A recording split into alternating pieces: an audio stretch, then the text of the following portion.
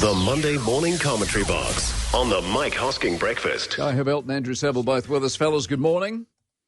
Hey. Oh, hang on, I've cocked this up already. You're dealing with an amateur here. Just stand by. Do you need a holiday? I need a holiday. Why can't I do that? Hang on, let's do that. Stand by. Sorry, my apologies.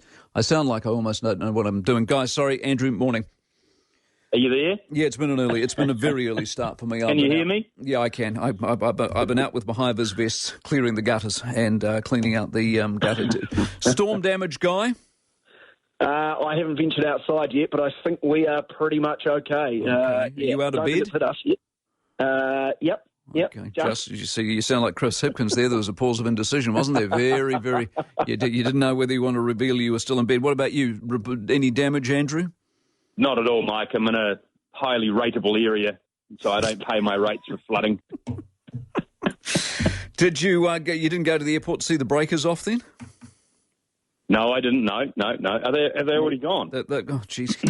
3 a.m. I think, weren't they? No, they left their place at 3 a.m. They took the Qantas flight out at 6 a.m. A couple of Qantas flights got out this morning. Oh, that's right, because it takes about 6 days to get to Tasmania, doesn't it? I went to Tasmania once by mistake, and What do you mean? It's a good question. I knew you were going to ask it.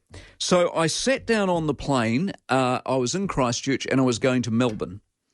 And it said, welcome on board, whatever, blah, blah, blah, flight 219 to Melbourne via Tasmania. And I had, up until that point, no idea we were going to Tasmania. Not only did we go to Tasmania, but we got off the plane and had to hang around for 2 or 3 hours.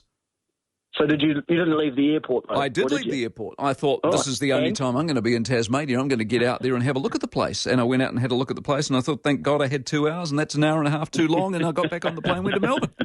I tell you what, if assuming the Breakers win the semi-final playoff, they'll be hoping the Sydney Kings win their semi, because it's a lot easier getting from Auckland to Sydney and back rather than, say, Cairns, isn't it? Yeah, it is. Or anywhere else. Absolutely. Yeah, but they'd be a better chance of beating Cairns, wouldn't they, than beating Sydney? Oh, yeah. I reckon we could beat anybody the way we're playing at the moment. The self-belief, that Modi bloke, you guys have both hung out with him. He seems a legend.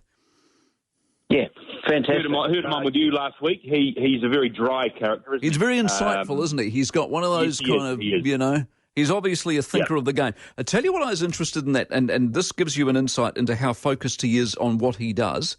Did you hear the part when I said Brendan McCullum, he'd never heard of him? Yep. Interesting, eh? So he's so focused on basketball that he doesn't know who Brendan McCullum is.